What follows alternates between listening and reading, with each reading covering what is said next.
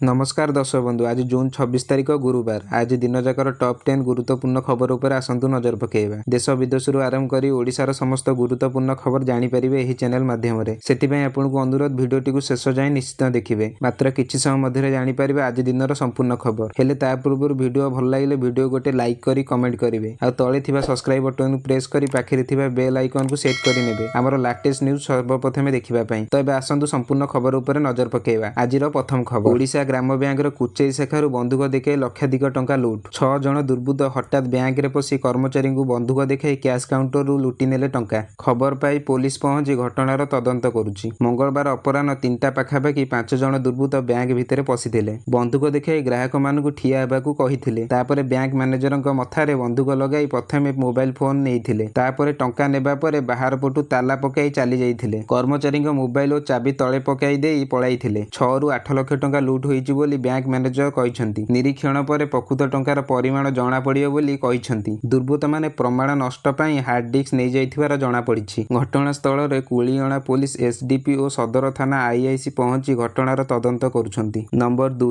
उत्तर भारत समेत देशर विभिन्न राज्य को वर्षा अलर्ट। प्रबल वर्षा नै बन्या परिस्थिति उपजिबा नै पूर्वानुमान। सारा देश रे देखिबाकू मिलुछि दक्षिण पश्चिम मौसुमी वायुर प्रभाव। देशर विभिन्न अंचल को मौसुमी वायु गति करुथिबारु वर्षार परिमाण बढ़िबारे लागिछि। एहाकू दृष्टि रखी उत्तर भारत समस्त देशर विभिन्न राज्य को भारतीय पाणीपाग विभाग आज सतर्क सूचना जारी करिछि। मौसुमी प्रभाव में प्रबल अति प्रबल वर्षा हेबा सह जलबंदी परिस्थिति मध्य उपजिବ। एथिसह वज्रपात मध्य हेब। जोरदार पवन बहिबा नै पूर्वानुमान करा जायछि। पश्चिम बंग गुजरात हिमाचल प्रदेश राजस्थान एवं दिल्ली एनसीआर रे पाग बिगड़िबार संभावना रहिछि। दिल्ली एनसीआर रे आकाश मेघाच्छन्न रहिबो। वर्षा सह घड़घड़ी एवं पवनर झटका मध्य अनुभव हेइ पारे। सेहिपरि पश्चिम बंग रे 25 रु 27 तारिख जाए प्रबल वर्षार संभावना रहिछि। हुगुली दक्षिण 24 प्रागणा पूर्व पश्चिम मेदिनीपुर आदि अंचल रे वर्षा हेबो। राजस्थान को ऑरेंज अलर्ट जारी करा जायछि। राजस्थान रो विभिन्न नदी रे बन्या परिस्थिति। गुजरात रे वर्षा पई स्थिति पूरा बेहाल। सुरत अवस्था वर्षा पई सांघातिक होइथिबा बेले फुणी सेठार वर्षा हेबार पूर्वानुमान करा जायछि। सेहिपरि पंजाब हरियाणा हिमाचल प्रदेश चंडीगढ़ समेत उत्तर भारत एवं दक्षिण भारत को मध्य प्रबल वर्षार सतर्क सूचना जारी करा जायछि। वर्षा पवन घड़घड़ी एवं जलबंदी समय रे सतर्कता सह जायास करिबाकू परामर्श दिया जायछि। नंबर 3 भेडेन ब्लॉक खुंटीपाली मंडी रे धान किणिबारे अव्यवस्था। मंडी रे धान न उठिबारु डालप छक ठारे धान बस्ता रखी चासी रास्ता रोक करछंती। गोड़ाभोगा सोनपुर 54 नंबर जातीय राजपथ रे यातायात बाधा प्राप्त होईछि। आंदोलन रे शताधिक चासी शामिल होईछंती। सेहिपरि बालेश्वर भोगराई ब्लॉक 57 नंबर जातीय राजपथ बाउंसडिया छक निकट रे शताधिक चासी रास्ता रोक करछंती। टोकन बुद्धि एवं चासीक पाखरु धान किणिबा नै दाबी करछंती चासी। नंबर 4 रथयात्रा पई पुरी पुलिस रो मॉक ड्रिल। रथ टणा भिड़ नियंत्रण और आईन श्रृंखलार अभ्यास आउ दिनक पर महाप्रभुंकर विश्व प्रसिद्ध रथयात्रा। चलित वर्ष अघटन मुक्त रथयात्रा पई लक्ष्य रखिसंती राज्य सरकार। रथयात्रा अवसर प्रबल भक्तों समागम को दृष्टि रखी पुलिस और जिला प्रशासन पक्षरु तत्परता प्रकाश पाइछि। रथयात्रा पई पूर्व वर्ष भली चलित वर्ष मध्य Puri reserve police line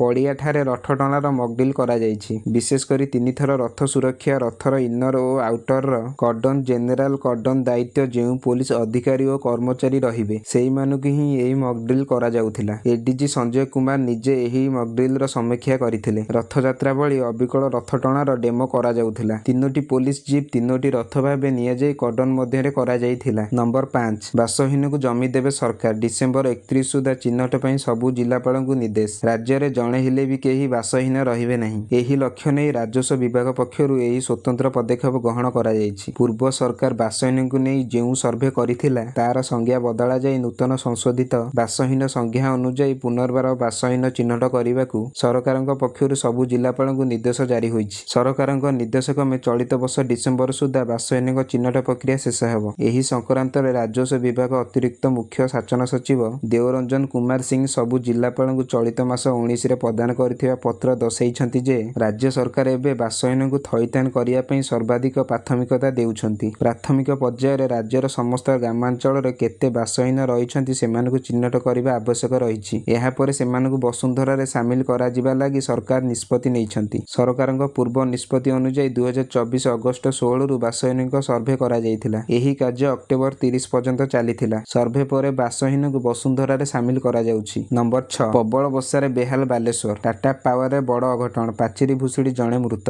Balasore ବଳିଆ ଅଞ୍ଚଳରେ ପ୍ରବଳ ବର୍ଷା ହୋଇଥିବା ବେଳେ ଟାଟା ପାୱାର ଷ୍ଟୋର ପାଚେରୀ ଭୁଶୁଡ଼ି ପଡ଼ିଛି, ଯେଉଁଥିରେ ଚାପି ହୋଇ ରାଜମିସ୍ତ୍ରୀ ସଦାନନ୍ଦ ଟୁଟୁଙ୍କ ମୃତ୍ୟୁ ହୋଇଛି। ଦୀର୍ଘ ସମୟ ଧରି ସେ ଘରକୁ ନ ଫେରିବାରୁ ଖୋଜାଖୋଜି କରିଥିଲେ ପରିବାର ଲୋକେ। ଭଙ୍ଗା ପାଚେରୀ ପାଖରେ ସଦାନନ୍ଦଙ୍କ ଚପଲ ଦେଖିଥିଲେ ଝିଅ ଝରଣା। ପରେ ଆରମ୍ଭ ହୋଇଥିଲା ଉଦ୍ଧାର କାର୍ଯ୍ୟ। ଆଉ ଭଙ୍ଗା ପାଚେରୀ ତଳୁ ମିଳିଥିଲା ସଦାନନ୍ଦଙ୍କ ମୃତଦେହ। ନ୍ୟାୟ ପାଇଁ ଟାଟା ପାୱାର ଷ୍ଟୋର ଫାଟକ ସାମ୍ନାରେ ମୃତଦେହ ରଖି ଧାରଣା ଦେଲେ ପରିବାର ଲୋକେ। ରେମୁଣା ଓ ସଦର ବିଧାୟକ ପହଞ୍ଚି ବୁଝାବୁଝି କରିବା ପରେ ଉଠିଥିଲା ମୃତଦେହ। ନମ୍ବର 7 ଶସ୍ତା ହୋଇଗଲା ସୁନା ରୂପା ଦର, ଜାଣନ୍ତୁ ଆଜି କେତେ ରହିଛି ମୂଲ୍ୟ। ସୁନା ଏବଂ ରୂପାର ଦରରେ ବୁଧବାରରେ ହ୍ରାସ ଦେଖିବାକୁ ମିଳିଛି। ଇରାନ ଏବଂ ଇସ୍ରାଏଲ ମଧ୍ୟରେ ଯୁଦ୍ଧର ବିରତି ପରେ ପଶ୍ଚିମ ଏସିଆରେ ସୁନାର ଦର କମିଯାଇଛି। 24 କ୍ୟାରେଟ ସୁନା ଦର 10 ଗ୍ରାମ ପିଛା 99,210 ଟଙ୍କାରେ ବିକ୍ରି ହୋଇଛି। ଗତକାଲି ଏହାର ମୂଲ୍ୟ 1,60,080 ଟଙ୍କା ଥିଲା। ଏଥିସହ 22 କ୍ୟାରେଟ ସୁନାର ଦର 90,940 ଟଙ୍କାରେ ବିକ୍ରି ହୋଇଛି। ସେହିପରି 18 କ୍ୟାରେଟ ସୁନାର ଦର 10 ଗ୍ରାମ ପିଛା 74,410 ଟଙ୍କାରେ ବିକ୍ରି ହୋଇଛି।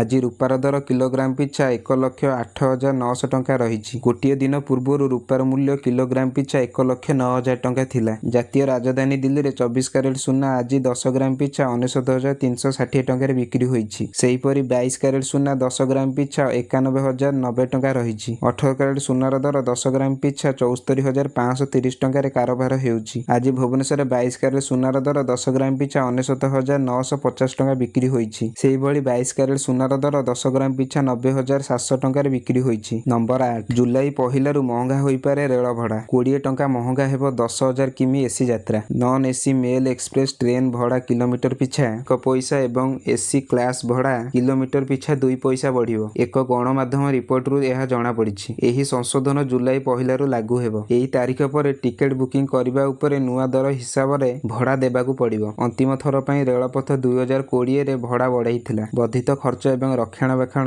ବ୍ୟୟକୁ ଦୃଷ୍ଟିରେ ରଖି ଏହି ନିଷ୍ପତ୍ତି ନିଆଯାଇଛି। ନମ୍ବର 9 ମହାକାଶ ଗଲେ ଶୁଭ୍ରାଂଶୁ ଶୁକ୍ଲା, ଭାରତ ପାଇଁ ଐତିହାସିକ ଦିନ। ଇତିହାସ ରଚିଲେ ଗ୍ରୁପ କ୍ୟାପ୍ଟେନ ଶୁଭ୍ରାଂଶୁ ଶୁକ୍ଲା। ସବୁ ଅପେକ୍ଷାର ଅନ୍ତ ଘଟିଛି। ଭାରତୀୟ ସମୟ ଦିନ 12:01ରେ ନାସାର କେଡିନ୍ ସ୍ପେସ୍ ସେଣ୍ଟରରୁ ଆକ୍ସିଅମ ମିଶନ 4 ଆରମ୍ଭ ହୋଇଛି। ସ୍ପେସ୍ ଏକ୍ସର ଆକ୍ସିଅମ ମିଶନ 4ର ଉତ୍କ୍ଷେପଣ ହୋଇଛି। ମହାକାଶ ଅଭିମୁଖେ ଉଡ଼ାଣ ଭରିଛି ସ୍ପେସ୍ ଏକ୍ସ ମିଶନ ଆକ୍ସିଅମ 4। 3 ମହାକାଶଚାରୀଙ୍କ ସହ ଆନ୍ତର୍ଜାତୀୟ ସ୍ପେସ୍ ଷ୍ଟେସନ ଯାଇଛନ୍ତି ଭାରତୀୟ ମହାକାଶଚାରୀ ଶୁଭ୍ରାଂଶୁ ଶୁକ୍ଲା। ଭାରତୀୟ ସମୟ ଅନୁସାରେ ବୁଧବାର ମଧ୍ୟାହ୍ନ 12:01ରେ ମହାକାଶକୁ ଯାତ୍ରା ପାଇଁ ମିଶନ ଆରମ୍ଭ ହୋଇଥିଲା। ତେବେ ଏହା ହେଉଛି ଆକ୍ସିଅମ 4 ନାସା ସ୍ପେସ୍ ଏକ୍ସର ମିଳିତ ମିଶନ। ପୂର୍ବରୁ 5 ଥର ମିଶନ ବାତିଲ କରାଯାଇଥିଲା। କେବେ ଯାନ୍ତ୍ରିକ ତ୍ରୁଟି ତ ପୁଣି କେବେ ଖରାପ ପାଣିପାଗ ପାଇଁ ମିଶନ ପୂର୍ବରୁ ବାତିଲ କରାଯାଇଥିଲା। ଭାରତୀୟ ବାୟୁସେନା ଗ୍ରୁପ କ୍ୟାପ୍ଟେନ ଶୁଭ୍ରାଂଶୁ ଶୁକ୍ଲା ଏହି ଐତିହାସିକ ଯାତ୍ରାରେ ସାମିଲ ହୋଇ ପ୍ରଥମ ଥର ମହାକାଶକୁ ଯାଇଛନ୍ତି। ଏଥିସହ ଦ୍ୱିତୀୟ ଭାରତୀୟ ଭାବେ ରେକର୍ଡ ସୃଷ୍ଟି କରିଛନ୍ତି ଶୁଭ୍ରାଂଶୁ। ନମ୍ବର 10 9ରେ ଆକାଉଣ୍ଟକୁ ଆସିବ ସୁଭଦ୍ରା ଟଙ୍କା, ସରକାର ପଠାଇବେ ତୃତୀୟ କିସ୍ତି। ରାକ୍ଷୀ ପୂର୍ଣ୍ଣିମାରେ ମିଳିବ ସୁଭଦ୍ରା ଯୋଜନାର ତୃତୀୟ କିସ୍ତି ଟଙ୍କା। ଅଗଷ୍ଟ 9 ତାରିଖରେ ମିଳିବ ସୁଭଦ୍ରା ଟଙ୍କା। ସୁଭଦ୍ରା ସୋସାଇଟିର ଚତୁର୍ଥ ପରିଚାଳନା ପରିଷଦ ବୈଠକରେ